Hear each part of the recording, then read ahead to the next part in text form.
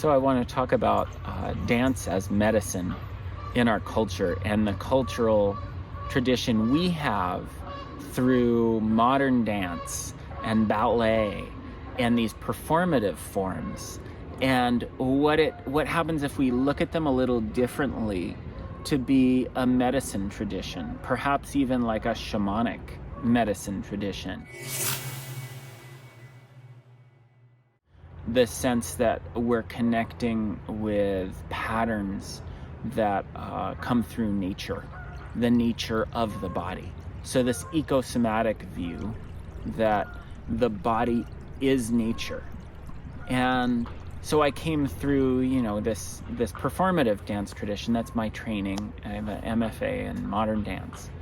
And in that training, we're doing things where the space itself can be felt and perceived, and we recognize the feeling of the space between people. Like aesthetics is the opposite of anesthetics, and we talk about aesthetics in art. It's like, how does it feel?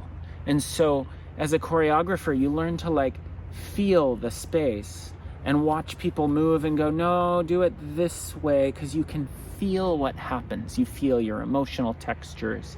You feel what happens in the space. And really good choreographers can do this exceedingly well. Just by placing people in a space, there's a feeling sense that comes up.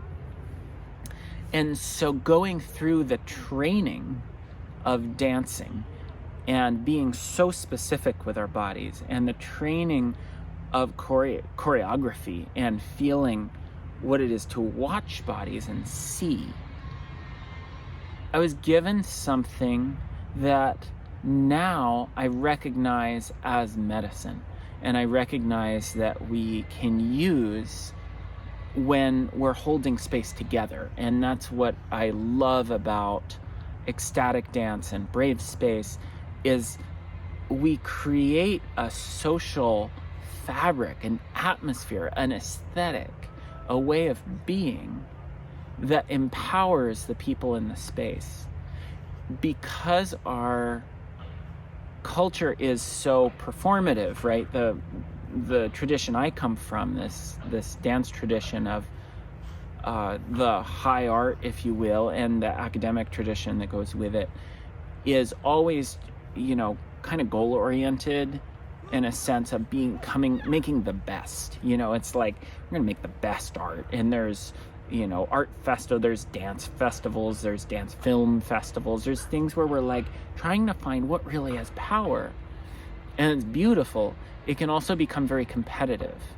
And you look at something like So You Think You Can Dance, which essentially means you can't dance, we're going to judge you and decide. Only the people we decide can dance can really dance. That's kind of on a level what it's saying. And how fun that we get to have these competitions. And on some level, they also shut most people down, because then there's this fear, oh God, I can't dance, I'm not good enough. And so there's always this back and forth of reaching this excellence that we can look at and go, wow, that's possible. And that is medicine too, to take something in and go, wow, look at the vitality that's available.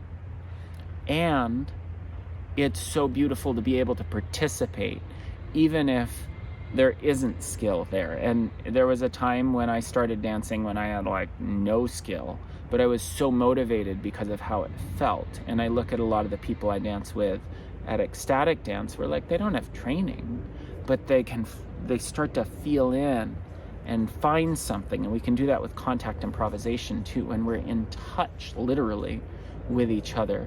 And also, we don't even need to be touching, right? There's something that happens in the space between us, and the power of that. We feel in, it becomes irrelevant how much experience we have or how good we are at it, because the human experience of it, the texture of our enjoyment or sadness or ecstasy or frustration or whatever it is that's coming up, so it's intense emotions can come through. That texture has power and it enlivens us. And so looking at this tradition of modern dance, which is really where I hold contact improv from, or even ecstatic dance, that's where I'm coming from when I choose music, or how I introduce people to the space, or how people respond to my body being in the space. There's a kind of medicine in that I think is just kind of fun to own culturally, to recognize that we have this kind of a tradition too. It's not just the indigenous cultures of the world, and there are some incredible indigenous practices, and I think I'm speaking to the ways those have come through our culture too. You know, our dance culture has studied a lot of those and drawn them in, right? We're always appropriating for better or worse. Anytime we engage with others and become curious about something, there is this level of, ooh, I want to try that on. And that medicine filters in. So I think it's fun to look at our performance culture, and especially because I came through it and I'm like, how is this medicine? Because it feels like it. To recontextualize it as medicine.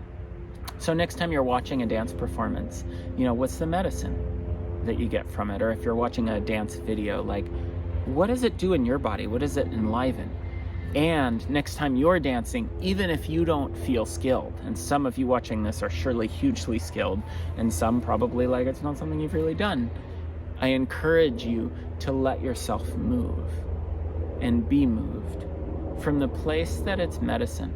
You don't have to be good at it.